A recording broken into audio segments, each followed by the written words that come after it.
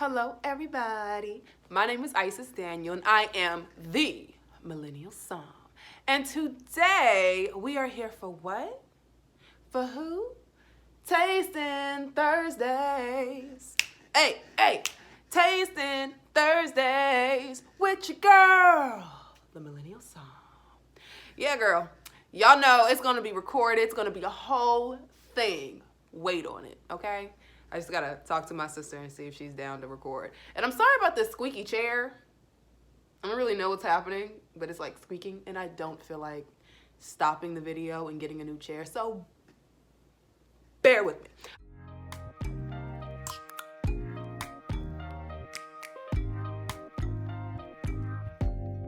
Open up, you open up.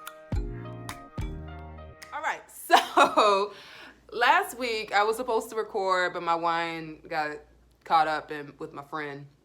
I went to a wine event called DC Wine Fest. Had so much fun.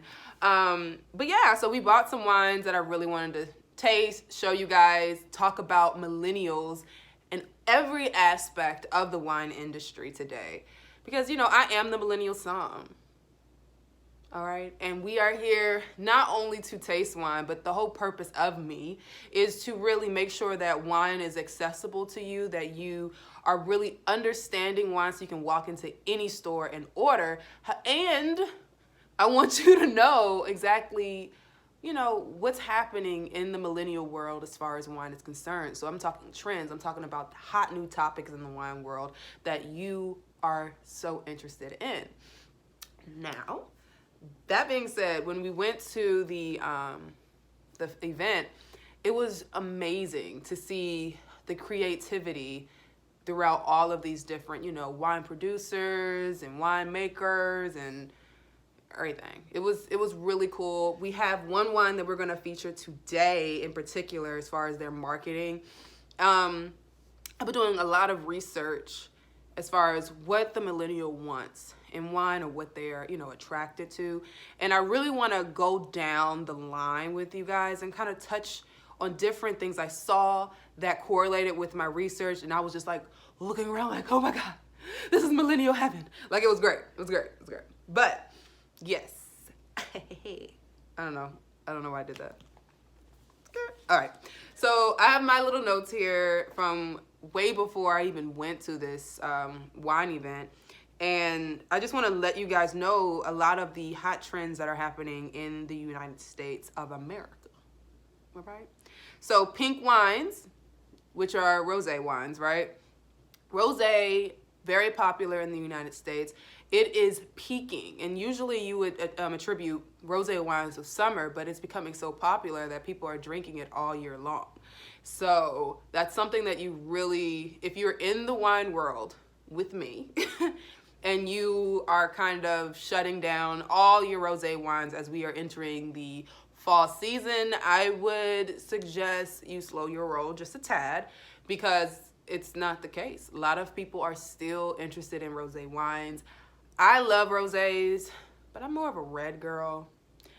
Yeah, but still love rosés. So definitely keep an eye out on that and don't just discount rosés because fall is approaching and winter is coming. Rest in peace, Game of Thrones.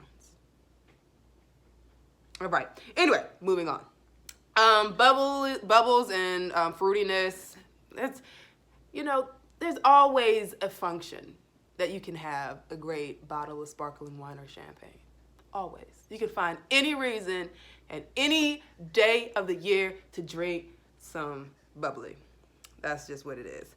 But what we're going to focus on today, there's like a whole list. I'm not going through all of it. We can pinpoint that on different Tasting Thursdays.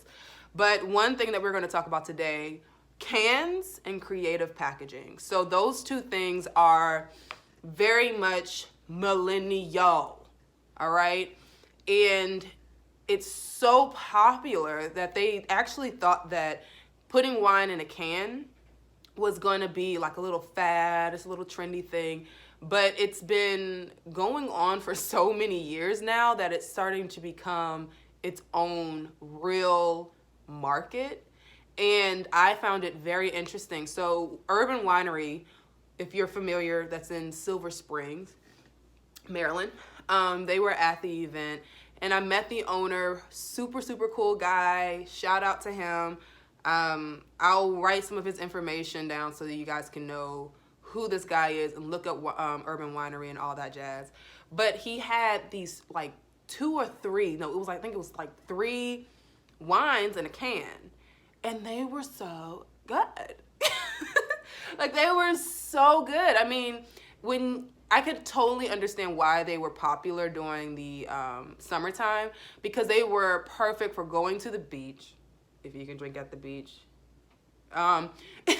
or, you know, sitting by the pool or anything like that. Like, they were super refreshing, rosé flavored wines. It was great. Like, I really liked it. A little bit of spritzer, had some bubble to it. It was great. You know, but a lot of people are super interested in wines like this that are in a can, and especially millennials. Usually the price points are a little bit cheaper, but they still taste really good. High acidity, refreshing bubbles, like all the good things. Like, none. What's wrong with any of that? Nothing. I am interested to see how they will do during the wintertime. I can definitely see with that particular wine it not being as popular as the summer. However, whatever. I'm sure they made bank all summer long. They will be just fine till spring comes, okay? Another one that we came across was this. All right, so Pizza Night Pinot Grigio, 2018. And the reason why this really stood out to me was because, you know, we talk about pairings, right? We talk about pairing, oh, what will go good with this? What will go good with that? And these people said, don't worry, boo. You eating pizza tonight? Here's a wine that goes with it. Talk about convenience. The millennial loves convenience, okay? And this is like the epitome of that. Like, it gives you a nice little fine, elegant, clean, and intense aroma, dry flavor with pleasant green apple aftertaste. So I'm gonna be real with you. Pinot Grigio doesn't typically have like an intense flavor or aroma on the nose. It's actually, Pinot Grigio, you know how I talk about wine like they're women. Pinot Grigio is not that girl. She's not intense. She's not in your face. She's not like a Sauvignon Blanc where you smell it and you're just like, oh my gosh, intense aromas in your face. Like, she's not that girl. She is really shy, right? Like, I know we've talked about Pinot Noir, where Pinot Noir, I put in the category, most Pinots, not all, but most Pinots are very reserved wines. You know, they can open up, can be a wonderful glass, but it's not their jazz to just be all up in your face all the time. The only one who has the possibility of really doing that to me, well, not the only one, but Pinot Noir is just, I put her as that girl who is a fun chick to hang out with. However, she would prefer to be in the house watching Netflix and eating. You know, that's Pinot Noir. Pinot Grigio is not that chick either. Like, she would prefer to just sit in the corner and read a book. That's it. When everyone goes out, Pinot Grigio is the one who's like, oh no, girl, I'm busy. I'm just gonna stay, you know, I got stuff to do. And then what she's really doing is in the bed, sleep. You know what I mean? Like, that is Pinot Grigio. Pinot Grigio is a perfect wine to, when you're starting off drinking wine and you're just like, I don't really know if I want this. Like, if you graduated from drinking juice, which is all sweet wines, and that's what you drink as a wine, your next step, if you're trying to open your mind a little bit and you're warming up to drier wines, it would be a Pinot Grigio. Not a ton of flavor, not a ton going on. You're never it's very rare that you will be just totally, oh my God, that's Pinot Grigio. It's just taking me. It's not. Pinot Grigio is just not that chick. She's not. So all that to say, it's very interesting that it says clean and intense aroma because like it's not so typical. But anywho, so I'm just gonna read this wine here, and it says Our Story. Theme Night Wines, which is what the business is called, which I don't think I said that. So yes, the business, the people who produce this wine, they're called Theme Night Wines. So this says pizza night. I remember seeing like a ladies' night, and you can do different nights for your wine, and they have specific wines that go with each night. So it's really cool. If you are having an event at the house and you are having a ladies' night, they have different wines that go with their ladies' night, case. And you can buy a whole bunch of themed wines and everyone could just have fun drinking the ladies' night wine. It's cute. It's cute. But anyway, so Theme Night Wine is focused on creating a wine that fits right into your evening plans, okay? The concept started when our founder, Mario Azzurro, decided to name one of his homemade wines Pizza Night because of the many treasured nights he spent around his kitchen island with good friends, pizzas, and a few bottles of wine. Soon after, he realized that Pizza Night is a great theme night and one that people love to share with a bottle of wine amongst friends. Once the concept was formed, he searched far and wide for the perfect winemaker to bring his idea to life and to anyone that wants to join the celebration. Party! Okay, so we're gonna open it up. Screw top. Y'all know I love a good screw top. And I was, when I was working, y'all know I work at a wine bar. There was this lady who was talking about screw tops and just totally just boo-booing on them. And I'm sorry, because I wanted to say the real word, so you know what I'm trying to say.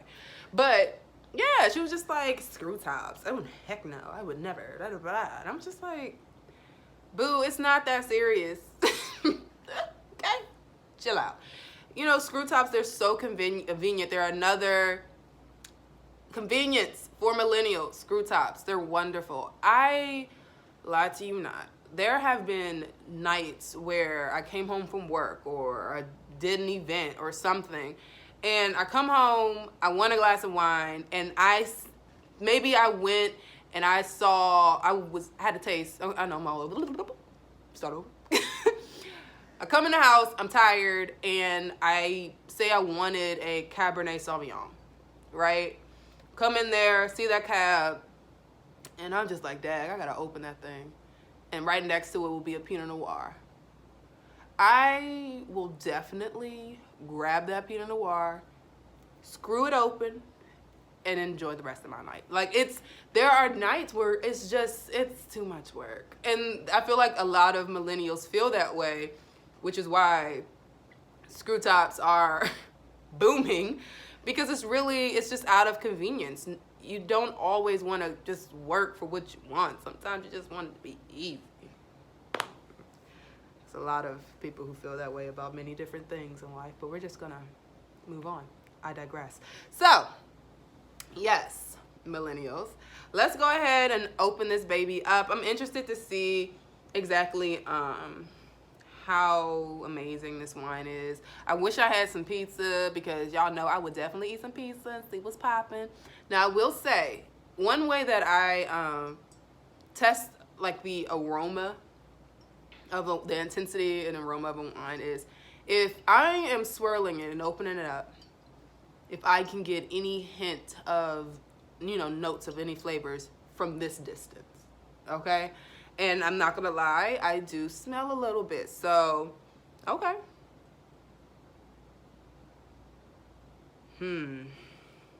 So, y'all, my friend had these bottles of wine for a while, and I don't know if she just kept it in her car. I had one bottle, and it turned, and so I'm, like, hoping that this one isn't gonna be bad.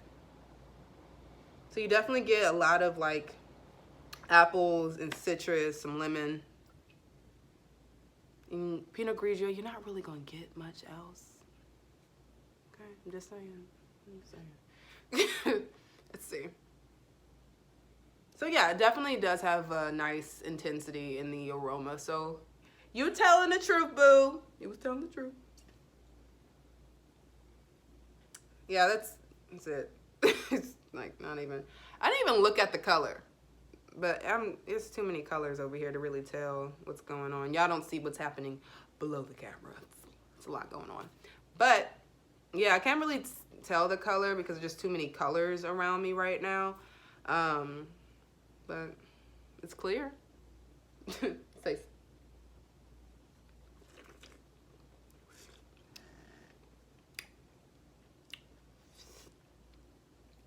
So it's gonna be like medium acidity.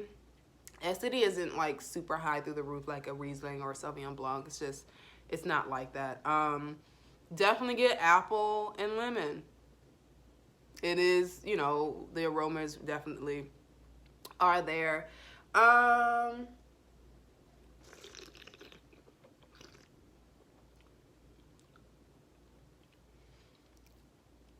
So Pinot Grigios are typically dry. This does have like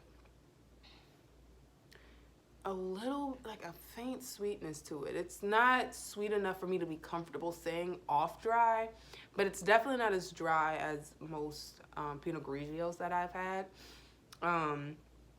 The flavor is very bright. Definitely would say bright. I can see how this would pair well with the pizza. The acidity I feel like is high, just enough to complement the high acidic pizza sauce. So yeah, I can see this being great. I would eat it with a regular cheese pizza. Not really sure about like pepperoni and stuff. Pepperoni might.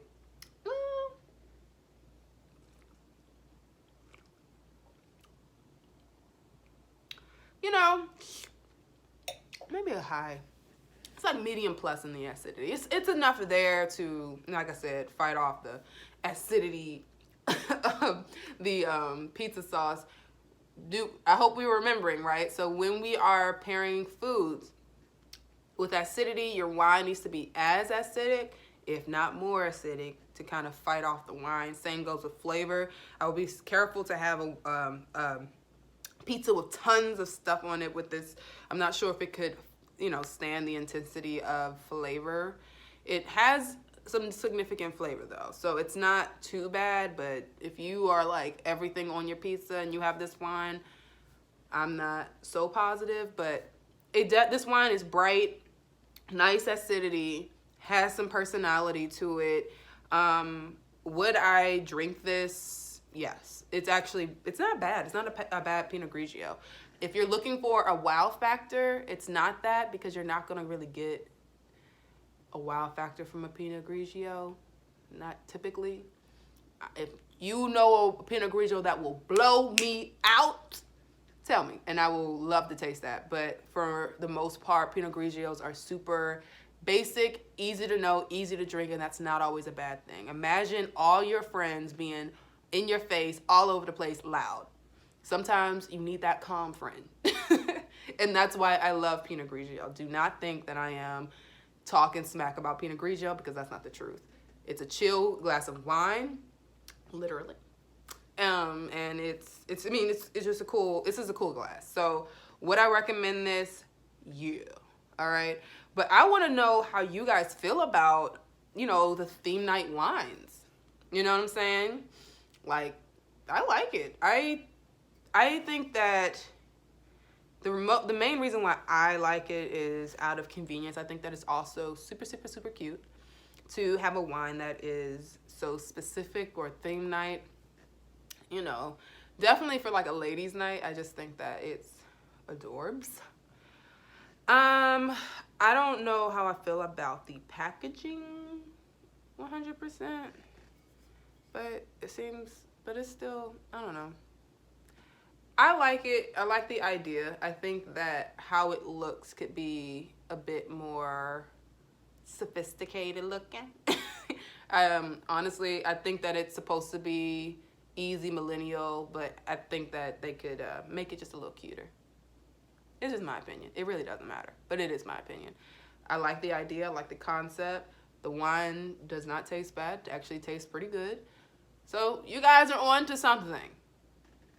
But this is one of the many trends that are happening in the wine industry for millennials, where, you know, people are loving the wines. They're loving the packaging, cans. I really, y'all, do not knock the canned wine. And don't knock the box wine either. I'm still trying to get my hands on a really good box wine because I heard they are out there. So if you know a great box wine, this is for y'all.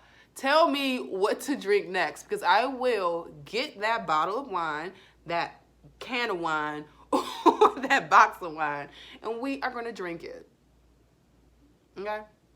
Another thing about screw top, I know I just like keep going in, but one thing about screw top wines, just as a heads up, just in case someone tries to correct you or says something that's not true, screw tops are very convenient.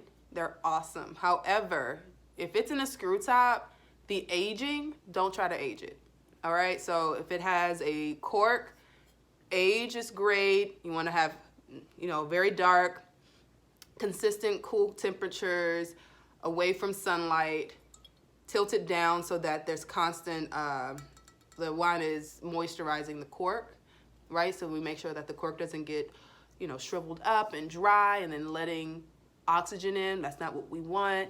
You're rotating it, all the good stuff. If you're going to store wine, make sure you do it right. But if it's a screw top, it's not meant to be aged. It is meant to be drank now. Yeah. So drink your wine now. If it has a screw top, if it has a cork, there is potential there that it can be aged, but you want to make sure that that is actually what will benefit the wine, because some wines are just not meant to be aged, and it's okay. All right? Like, one thing I want people to start doing is accepting wine for who it is, right? We want to be accepted for who we are as people. We need to start doing the same for wine. Just because the wine doesn't have the potential for aging does not mean the wine is not good. Just because the wine is in a box does not mean the wine is not good.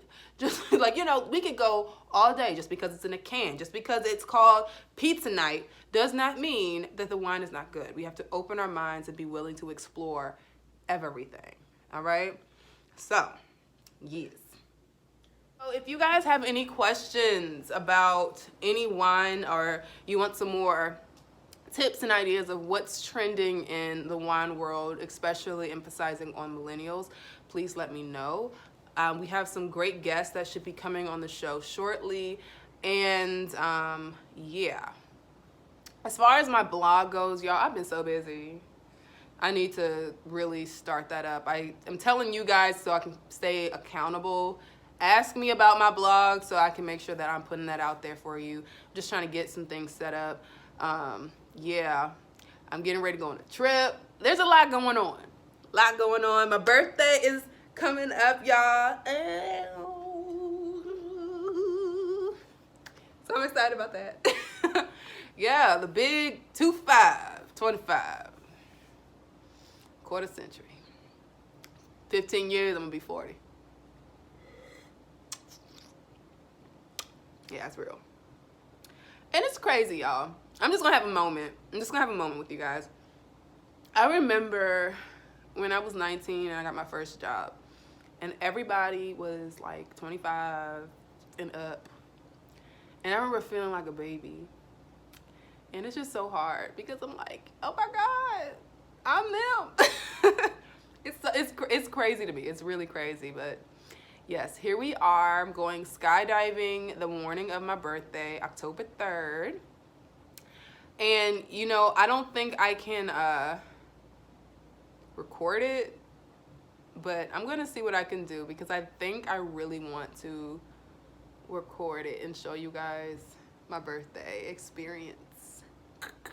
A little, like, you know, a little vlog on what's happening on my big 25. So, yes, look out for that. We're gonna see what happens. I hope you guys enjoyed the tasting. Please let me know if you have any questions, if you're interested in some more trends, all that jazz. So let me know. Love you guys. I'll see you next time. And this was another Tasting Thursdays.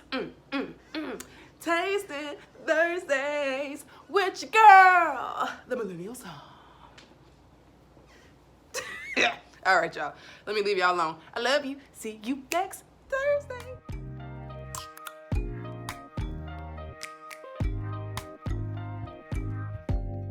Open up, you open.